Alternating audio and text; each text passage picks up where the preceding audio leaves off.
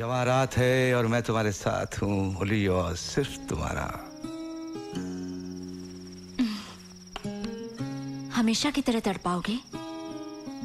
अब आप ही जाओ। साल 2008 में राजेश खन्ना की एक फिल्म आई थी, वफा a deadly story. Rakhi Sawant के भाई राकेश ने इस फिल्म को डायरेक्ट किया था। उन दिनों इस फिल्म की बहुत चर्चा हुई थी। इस फिल्म में राजेश खन्ना ने खुद से 36 साल छोटी अभिनेत्री लैला खान के साथ कई बोल्ड और इंटीमेट सीन दिए थे। इसके चलते फिल्म मेकर्स के साथ साथ राजेश खन्ना की भी बहुत आलोचना हुई थी। फिल्म भी कुछ खास नहीं कर पाई और बुरी तरह से पिट गई।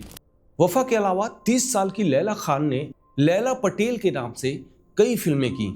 लैला प्रियांशु चटर्जी की फिल्म वो, कन्नड़ फिल्म मेकअप और 2006 में आई फिल्म आत्मा में काम कर चुकी थी। आगे चलकर लैला ने कुछ और फिल्में की, पर कोई भी फिल्म कमाल नहीं कर पाई। इससे पहले कि लैला अभिनय में अपना सफर जारी रख पाती, साल 2011 में लैला अपनी मां और परिवार के कई सदस्यों के साथ लापता हो गई। मुंबई के सांता क्रूज में जन्मी लैला खान का असली नाम रेशमा पटेल था। लैला सेलिना पटेल और नादिर शाह पटेल की बेटी थी। लैला की एक बड़ी बहन और दो छोटे जुड़वा भाई बहन भी थे, यानी लैला सेलिना और नादिर की दूसरे नंबर की औलाद थी। नादिर शाह कपड़ों के कारोबारी थे। इस कारोबार के चलते वो 2 सालों से युगांडा, तंजानिया और इथियोपिया जैसे अफ्रीकी देश में रह रहे थे।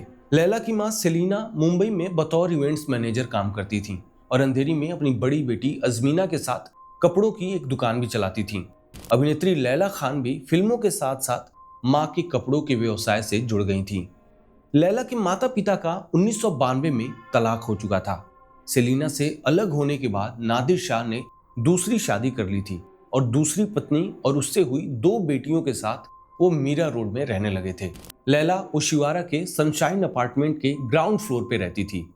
ओशिवारा के इस फ्लैट में लैला अपनी मां सेलिना, बड़ी बहन अजमीना, छोटे जुड़वा भाई बहन इमरान और जारा और छोटी मौसेरी बहन रेशमा सागिर खान उर्फ टल्ली के साथ रहती थी। लैला के परिवार के पास करोड़ों की संपत्ति थी। इनका ओशिवारा और मीरा रोड में एक एक फ्लैट था, अंधेरी में एक दुकान थी और नासिक जिले के इगतपुरी में भी एक फार्म हाउस था। पूरा परिवार खुशहाल था और अपने काम में लगा हुआ था। जनवरी 2011 में लैला वफा के बाद राकेश सावंत के साथ दूसरी फिल्म जिन्नात की शूटिंग में बिजी थी। इस फिल्म में राखी सावंत भी काम कर रही थी। अभी ये फिल्म पूरी शूट भी नहीं हुई थी कि लैला खान ने फरवरी 2011 में अचानक फिल्म के सेट पर जाना बंद कर दिया। प्रोडक्शन हाउस और डायरेक्टर राकेश ने फोन पर लैला से संपर्क करने की कोशिश की, पर लैला से उनका कोई संपर्क नहीं हो पाया। लैला खान ने राकेश की फिल्म को बीच में ही छोड़ दिया था। इससे राकेश की जिन्नात फिल्म की शूटिंग बीच में ही अटक गई थी। यही नहीं, राकेश ने लैला खान को 3 फिल्मों के लिए साइन किया था। फाइनल ऑडिशन के बाद लैला को फाइनल किया गया और 3 फिल्मों के लिए उनका कॉन्ट्रैक्ट किया गया था, फॉर वफा एंड जिन्नात एंड अप्रैल फूल। जिन्नात और अप्रैल फूल के लिए राकेश ने प्रोड्यूसर से लैला को मोटी रकम दिलवाई थी और लैला के इस तरह से बिना बताए गायब होने से वो परेशान हो गए थे। 9 फरवरी के बाद से ही राकेश लैला को कॉल लगा रहे थे, पर लैला से उनका कोई संपर्क नहीं हो पा रहा था। कई हफ्ते बीत जाने के बाद राकेश ने एक पत्रकार निशात शम्सी से मुलाकात की। निशात उस समय एक टीवी चैनल से जुड़े हुए थे। निशात ने इस पूरे मामले में काफी अहम जानकारियां जुटाई थी, जो आगे चलकर इस केस में बहुत मददगार साबित हुई। निशात ने नवभारत टाइम्स और दैनिक भास्कर से हुई बातचीत में बताया है कि पहले ये मामला धोखाधड़ी का लगा, क्योंकि लैला को फिल्म के लिए अच्छी खासी रकम मिली थी और लैला फिल्म के बीच से ही गायब हो चुकी थी। निशात ने इस मामले में तहकीकात करनी शुरू की। वो ओशिवारा के सनशाइन बिल्डिंग में लैला का पता लगाने पहुंचे। लैला का फ्लैट उन्हें बंद मिला। उन्होंने लैला के पड़ोसियों से बातचीत की। पड़ोसियों से उन्हें पता चला कि लैला ही नहीं, बल्कि कुछ समय से उसका पूरा परिवार ही गायब था। निशात को लैला और उसके परिवार का बिना बताए गायब होना कुछ समझ नहीं आया। उन्होंने ओशिवारा पुलिस में इसकी शिकायत दर्ज करानी चाहिए, पर पुलिस ने यह कहते हुए शिकायत दर्ज करने से मना कर दिया कि शिकायत वही दर्ज करा सकता है जो लैला के ब्लड रिलेशन में हो। लैला खान पाकिस्तानी मूल की फिल्म अभिनेत्री थी। लैला खान पाकिस्तान मूल की बॉलीवुड अभिनेत्री थी। पाकिस्तान मूल की एक्ट्रेस लैला खान ने 3 साल पहले राजेश खन्ना के साथ फिल्म वफा के साथ बॉलीवुड में एंट्री की थी। लोग उस समय लैला खान को पाकिस्तानी एक्ट्रेस मानते थे, जबकि लैला की नागरिकता भारत की ही थी। लैला के पिता नादिर गुजरात के थे और मां सेलिना लखनऊ की रहने वाली थीं। कहा गया कि लैला के पाकिस्तानी होने की वजह से पुलिस ने इस मामले में कोताही बरती और समय से मामला दर्ज नहीं किया। पत्रकार निशात ने हार नहीं मानी और उन्होंने किसी तरह इथियोपिया में रह रहे लैला के पिता नादिर शाह से संपर्क किया और उनके परिवार के गायब होने की खबर उन तक पहुंचाई। इस खबर के बाद नादिर शाह भारत आ गए। नादिर शाह पटेल ने पुलिस पर आरोप लगाया कि पुलिस ने उनकी शिकायत पर कोई कार्रवाई नहीं की और उनके परिवार की मिसिंग रिपोर्ट भी नहीं लिखी। वहीं नादिर शाह पटेल और सेलिना के रिश्तेदार अल्बाना पटेल और मेहर अख्तर ने अगस्त 2011 में ही पुलिस को खबर कर दी थी कि सेलिना ने फरवरी के बाद से उनसे संपर्क नहीं किया है। फिर भी पुलिस ने लैला खान मामले की जांच में कोई गंभीरता नहीं दिखाई। लैला और उसके परिवार के गायब होने के कुछ ही दिनों बाद उनके फार्म हाउस में तोड़फोड़ और आगजनी की घटना भी हुई थी। सितंबर 2011 में मेहर ने पुलिस से दरख्वास्त की कि फार्म हाउस की तलाशी ली जाए, पर पुलिस ने इसकी अनदेखी कर दी। इस गुमशुदगी वाले मामले को लगभग 10 महीने से ऊपर हो गए थे। लैला के पिता नादिर लगातार पुलिस पर आरोप लगा रहे थे कि पुलिस उनके परिवार को ढूंढने में कोई दिलचस्पी नहीं दिखा रही है। इसी बीच 14 दिसंबर 2011 को मुंबई से करीब 2000 किलोमीटर दूर श्रीनगर के डल झील के पास जम्मू कश्मीर पुलिस को एक महिंद्रा स्कॉर्पियो लावारिस हालत में मिली। स्कॉर्पियो के नंबर प्लेट की जब जांच की गई तो पता चला कि स्कॉर्पियो सेलिना पटेल के नाम पर थी, यानी लैला खान के मां के नाम पर। पूरा मामला उलझता जा रहा था और आगे ये मामला और भी उलझने वाला था। लैला और उसका परिवार जिंदा था या मर चुका था, किसी को कुछ नहीं पता था। शुरुआत में लैला के पिता नादिर शाह का कहना था कि प्रॉपर्टी को लेकर उनके परिवार की हत्या कर दी गई है। इसमें उन्होंने आसिफ, नूरानी और टाइडे नाम के 3 लोगों पर शक जताया। मुझे आसिफ नाम के आदमी पे शक है और वहाँ ओशिवरा का जो सेक्रेटरी है नूरानी और वहाँ मीरा रोड का जो सेक्रेटरी है टाइडे, इन 3 जनों के ऊपर शक है। उन्होंने बताया कि नूरानी ने उन्हें 2 मर्तबा इस केस से हटने की धमकी दी थी। नूरानी ओशिवरा बिल्डिंग और टाइडे मीरा रोड का सेक्रेटरी था। वहीं आसिफ नाम के शख्स को नादिर शाह और उनका परिवार कई सालों से जानता था। आसिफ नादिर और सेलिना के घर पर भी आता जाता रहता था। आसिफ लैला की मां सेलिना को आपा कहकर बुलाता था, पर नादिर का कहना था कि उन्हें आसिफ कभी भी सही आदमी नहीं लगा। उन्हें उस पर शुरुआत से ही शक था। उन्होंने सेलिना को आसिफ से चौकन्ना रहने के लिए भी कहा था, पर सेलिना ने उनसे ये कहकर इस बात को टाल दिया था कि आसिफ उसे बहन बोलता है।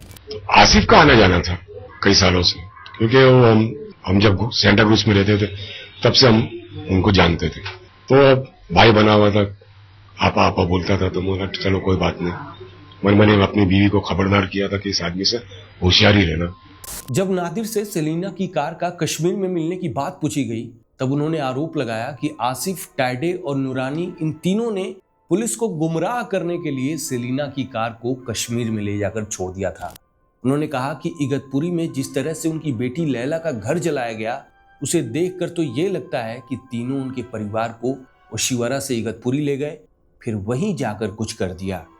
खैर, काफी समय बीत जाने के बाद दिसंबर 2011 में जाकर ओशिवरा पुलिस स्टेशन में लैला खान समेत परिवार के 6 लोगों की मिसिंग कंप्लेंट दर्ज हुई। बीच में ऐसा भी इंफॉर्मेशन मिला है कि ये लोग तंजानिया में भी गए हैं। इधर पुलिस को इंफॉर्मेशन मिली कि लैला और उसका परिवार तंजानिया निकल गए थे। पुलिस इस इंफॉर्मेशन की जांच करने लगी और साथ में लैला, उसकी मां और उसके भाई बहनों के मोबाइल से ये पता लगाने की कोशिश करने लगी कि लापता होने से पहले लैला और उसका परिवार किसके संपर्क में था और उनकी लोकेशन क्या थी। जांच में पुलिस को पता चला कि लैला और उसके परिवार के मोबाइल की जो आखिरी लोकेशन थी वो नासिक के इगतपुरी की थी। पर इसके बाद लैला और उसके परिवार का क्या हुआ, यहीं आकर जांच रुक जा रही थी। इगतपुरी से लैला और उसके परिवार का क्या हुआ कुछ पता नहीं चल पा रहा था।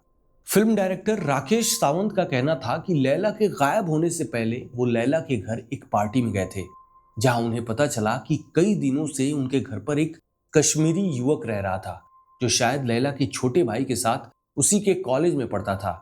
उन्होंने बताया कि उन्हें पता चला था कि उस युवक का लैला या उसके परिवार के साथ संबंध थे। मैं एक बार उनके घर पे पार्टी में भी गया हुआ था जब मुझे वो लड़के से मुलाकात हुई थी। कश्मीरी लड़का था वो, और इतना पता चला था कि वो उसके छोटे भाई का वो कलीग था और एक ही कॉलेज में पढ़ते थे।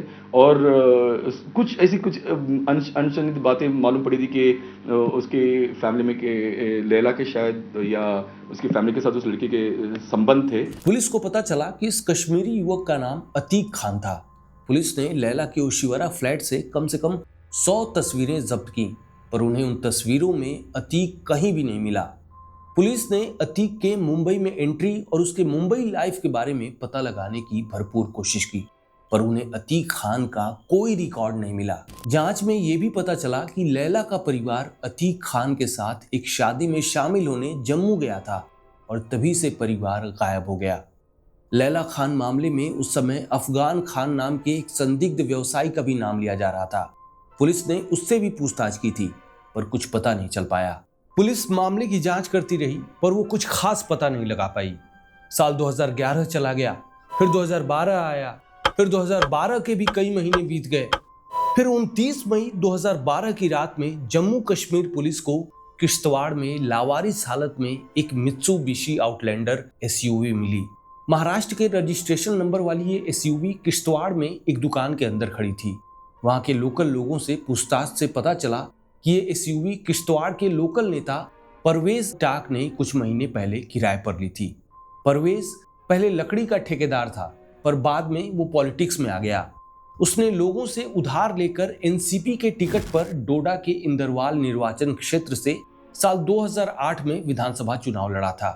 परवेज की उस चुनाव में हार हो गई। इसके बाद जब पैसे उधार देने वाले उसके घर पहुंचने लगे, तब वो किश्तवाड़ छोड़ के भाग गया। जम्मू कश्मीर पुलिस ने इस आउटलैंडर के मालिक का पता लगाने के लिए महाराष्ट्र पुलिस से संपर्क किया। पता चला आउटलैंडर अभिनेत्री लैला खान के नाम पर थी। लैला और सेलिना की आउटलैंडर और स्कॉर्पियो दोनों गाड़ियों के जम्मू कश्मीर में मिलने से लैला के परिवार के तार लश्कर ए तैयबा से जुड़ने लगे। कहा जा रहा था कि लैला ने आतंकी संगठन लश्कर ए तैयबा से हाथ मिला लिया था और उसका परिवार देश के खिलाफ आतंकी गतिविधियों को अंजाम दे रहा था। उस समय की खबरों में छप रहा था कि साल 2011 में लश्कर ए तैयबा मुंबई में आतंकी हमले की योजना बना रहा था। लश्कर यानी एलईटी के लिए काम कर रही लैला, उसकी बहन अजमीना, आसिफ शेख और परवेज टाक ने 2011 में एलईटी के लिए मुंबई की रेकी की थी और उन्हें तस्वीरें और नक्शे मुहैया कराए थे। सितंबर 2011 में दिल्ली हाई कोर्ट के बाहर एक भारी बम विस्फोट हुआ था, जिसमें 11 लोग मारे गए थे और करीब 61 लोग घायल हुए थे।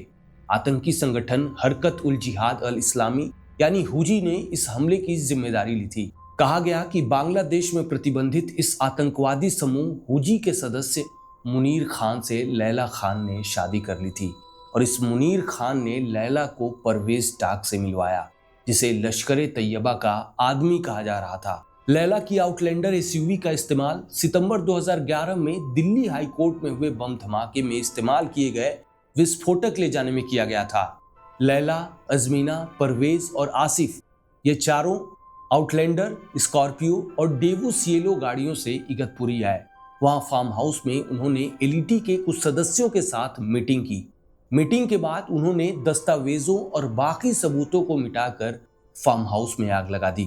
इसके बाद इगतपुरी में लैला, अजमीना, परवेज और आसिफ ये चारों अलग हो गए। फिर परवेज टाक और आसिफ शेख लैला की आउटलैंडर में दिल्ली गए, जहां उन्होंने हाई कोर्ट के बाहर धमाका कर दिया। धमाके के बाद दोनों लैला की आउटलैंडर को जम्मू कश्मीर के किश्तवाड़ ले आए। बाद में लश्कर ने परवेज को एक और काम दिया।